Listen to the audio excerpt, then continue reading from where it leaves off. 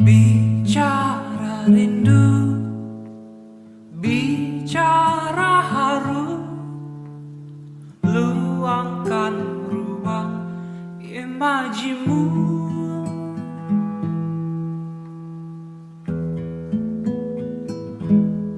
Tanpa kata, tanpa nada,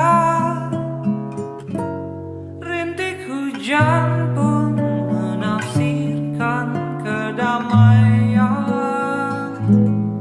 Hanya rasa, hanya prasangka yang terdengar di dalam